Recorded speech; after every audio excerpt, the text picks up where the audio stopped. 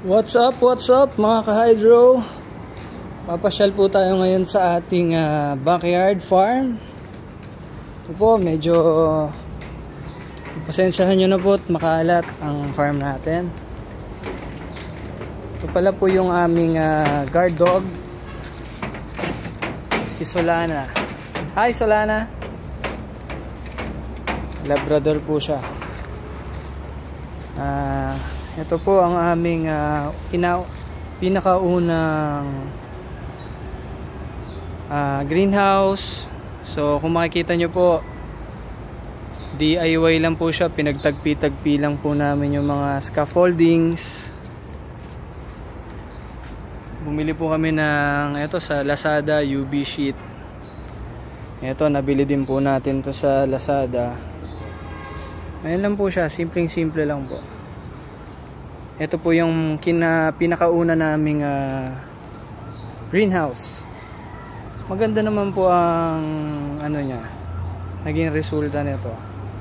Yun nga lang po, pag umuulan, ayan po, napupuno ng tubig. Kasi ako lang po gumawa niyan eh. Kumbaga, katulong ko lang po yung anak ko. Nagtagpi-tagpi lang talaga namin siya. Tapos yan po yung mga hydroponic sets. Yan po yung mga pechay natin, saka yung mga natirang lettuce. Ito po, makikita nyo sa right side, yan po yung mga gabi. Kung mapapansin nyo po, ito mataas ng konti itong area na to. Ito po mababa po ito. Punong-puno po yan ng mga gabi. Unlimited po yan. Ilang years na po yan? 3 years na po yan. Tuloy-tuloy lang ang bunga niya. Medyo matubig po kasi itong area na to, kaya pababa po siya. Tapos pag umuulan po, diretso po dyan yung overflow ng tubig. Kaya buhay na buhay po yung mga natin, mga gabi natin. Sa province daw po, kinakain to eh. Ganito yung mga maliliit na dahon, yung bunga niya. Po, kinakain daw ng mga rabbit yung mga ganyan damo. Ito naman po yung azola natin. Ito yung azola pond natin. Ang bilis dumami po nito. Ito po 3 days pa lang po yan. Ang bilis dumami. Parang 3 days. Bumili lang po kami ng 2 kilos. Ano po to eh? 1 by 12 to eh. 12 yung haba niya. Tapos yung height niya 1 by 2 by 12 ata to, kung di ako nagkakamali. Dito naman po yung namin, free range chicken. Kruk kruk kruk kruk kruk kruk kruk. Pusilo ang chicken natin. Medyo tanghalin tapat po ngayon, nagpapahinga sila. Malilim kasi yun eh. Yung isa nangingitlog dun. Yan. Nabantayan niya yung itlog niya dun. Chichill lang sila dyan. Yan po yung natin. Ito sa Lazada ko lang nabili to eh. Itong range net na to. Ganda naman siya. May natira pa actually. Ito yung inuman ng mga chicken. Kailangan laging bago yung tubig po nila. Yan po, ganyan po yung namin. Naka free range. Ito naman po yung greenhouse namin. Mga lettuce. May pechay din. Tapos andyan din yung mga seedlings natin.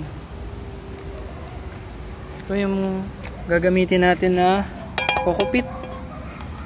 So pinakuluan po namin yan para mamatay yung mga virus, mga mikrobyo nya. Kasi kailangan pag nag hydroponics tayo, malinis dapat yung gagamitin natin na kokopit. Ngayon lang ang improvise na entrada natin sa ating greenhouse. So ginamit namin sa greenhouse, lang to eh. Etong net na to, Makapal to eh, itong net na to. Ano lang to, matanda na to, mga 10 years na to eh. Galing to sa father ko dun sa palaisdaan namin sa Batangas. Dati kasi meron kami mga alagang bangus sa tilapia.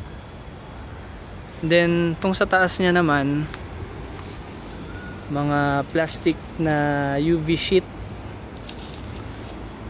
200 microns to eh, para yung ano, yung araw hindi siya talaga direct.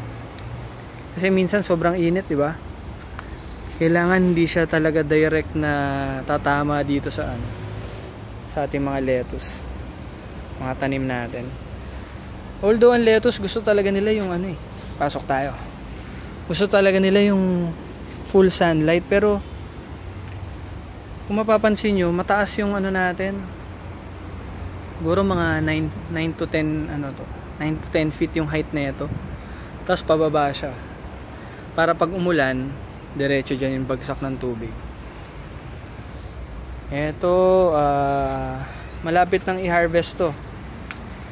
After, ano, harvest na to eh. After 7 days. Kasi 45 days. 45 days bago siya i-harvest. Ayan. Yung mga lettuce namin. May mga order na rin to eh. Kasi itong mga to binabagsak namin sa school. Tapos sa kaibigan natin na paminsan-minsan dito sila kumukuha sa atin. Meron silang samgyup. Ayan, sinusuplayan natin sila ng lettuce once in a while. Kasi gusto din nila yung ano eh. Gusto nila yung walang ano, hindi ginamitan ng mga pesticide, insecticides. Kita nyo naman yung gaano ka fresh yan. Ganda. Dito naman po, meron tayong tanim dito ng mga sitaw. Sitaw. Ano pala, sorry. Mga kamatis. Kasi mahal ng kamatis, 20 pesos ang isa dito sa amin. Nagtanim tayo. Nakalagay lang siya sa mga plastic seedlings. Ito, dinere ko siya sa soil. Ang medium na ginamit ko dito, coco peat, sunog na ipa, tas vermicast. Yes, kasi meron din kaming vermiculture. Yun talaga ang pinakaunang business namin, vermiculture. Lately lang tayo nag-venture sa ganito. Testing lang talaga tong hydroponics. Sa awa ng Diyos, maganda naman ang naging resulta. Libangan, tapos kumikita ka na rin kahit papaano.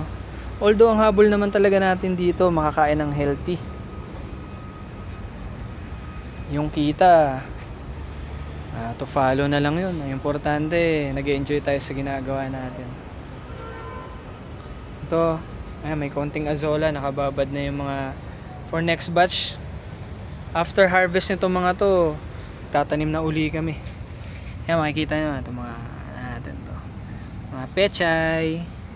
Dito naman sa kabila, mga estrosa na lettuce. Yan. Pagka-harvest namin itong mga to, tatanim naman na ulit tayo next batch pang February. Tuloy-tuloy lang. Ayan mga ka-hydro, dito naman sa labas. Ayan tayo ditong sili oh. Ito, puno ng mangga to eh. Tapos doon naman yung mga ano natin, vermiculture natin. Ayan dyan. Pakita ko sa inyo next video. Muna tayo sa sila natin. Thanks for watching. Like and subscribe mga ka-hydro.